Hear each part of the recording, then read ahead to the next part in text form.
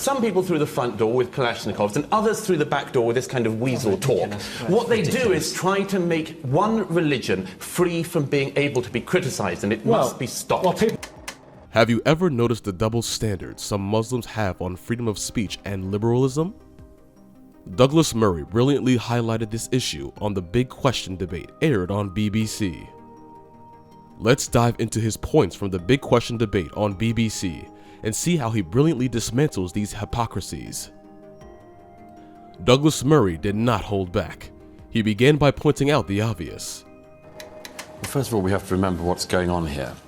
This is an attempt, a very clear, very bloody attempt, to impose Islamic blasphemy law in France and across Europe. And it has to be stopped. That's why these... Spot on, right? Isn't it ironic that in a liberal country like France, where you're even having this conversation? Imagine this. They demand the freedom to build mosques everywhere, which is fine, because everyone needs a place to pray, right? But the moment someone cracks a joke about their religion or a non-Muslim touches a Quran, they start waving the pitchforks. Is freedom of speech a buffet where you can pick and choose what you like? Why is it dangerous to talk about Islam? Remember that debate where some were up in arms about offensive cartoons? Yeah, the cartoonist was almost killed by a Muslim for exercising his freedom of expression. The 28-year-old Somali, a legal resident in Denmark, broke into Westergaard's home last night wielding an axe and a knife and shouting he wanted to kill him. The cartoonist and his 5-year-old granddaughter were able to take shelter in a specially secured bathroom. When the police arrived 2 minutes later, the would-be killer attacked them too. They were cheering for their right to worship, but the second someone used their freedom of speech to poke fun, it was chaos. So, do we only like liberalism when it protects us and hate it when it allows others to express their views? It's like saying, I love free speech as long as it's not about me. How is that supposed to work in a free society? If there is someone who understands these double standards in the West, it's Douglas Murray.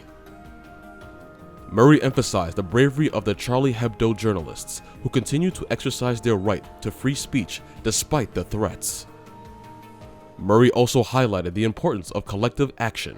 We have to spread the risk around. The free press in the free world has to spread the risk around. Our freedoms hang on this.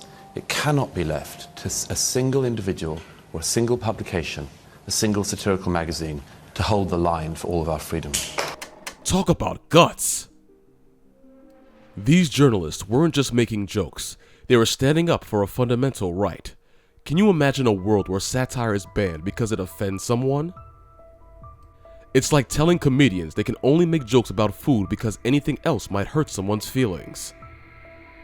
If we cannot laugh at ourselves and our beliefs, what is left? Of course, not everyone agrees.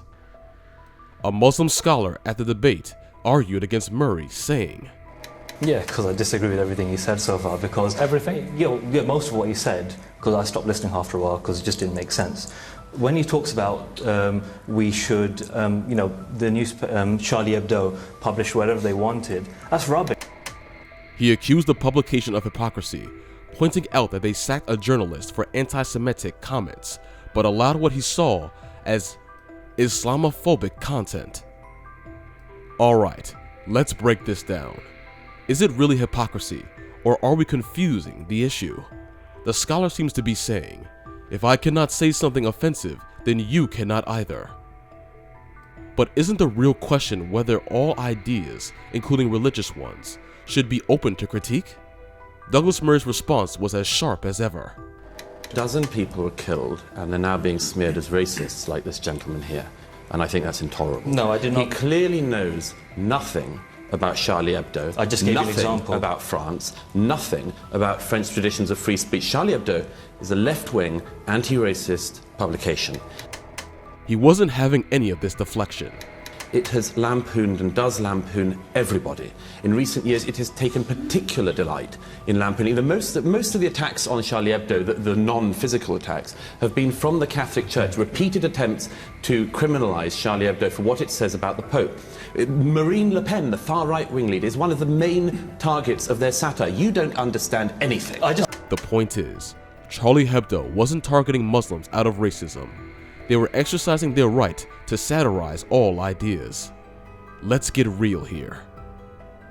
Are we going to rewrite history every time someone gets offended? If satire is racist, then by that logic, should we also ban every comedy show that pokes fun at anything? Imagine the world without The Simpsons or South Park. Here's the funny thing about some Muslims living in the West. They are like a cat that loves fish but hates getting wet.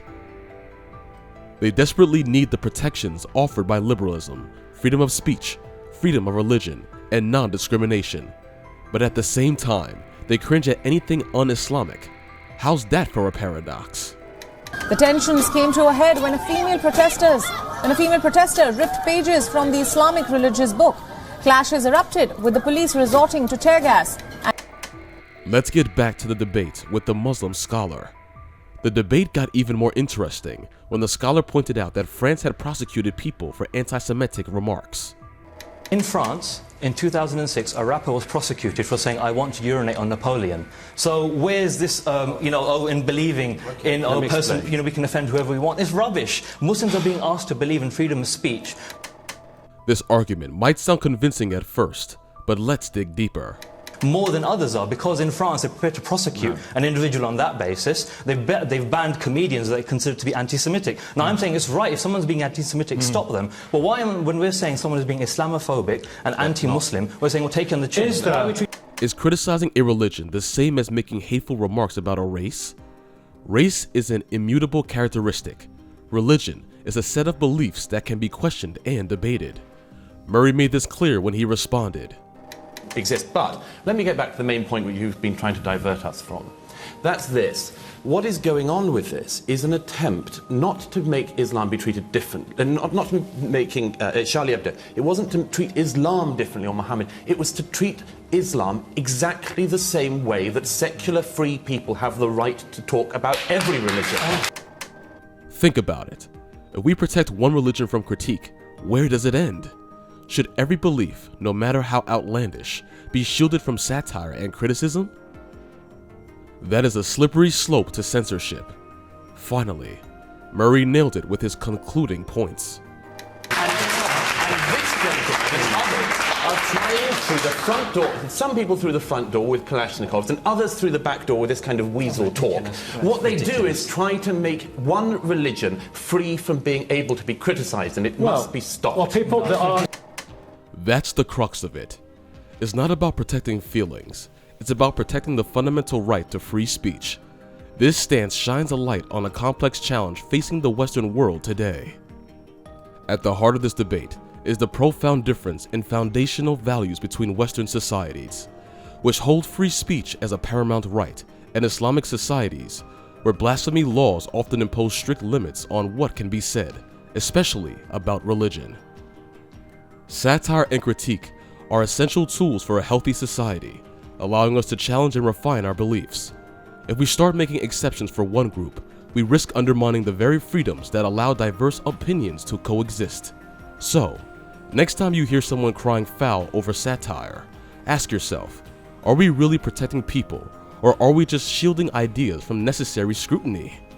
In the words of Murray, it must be stopped. Free speech is non-negotiable.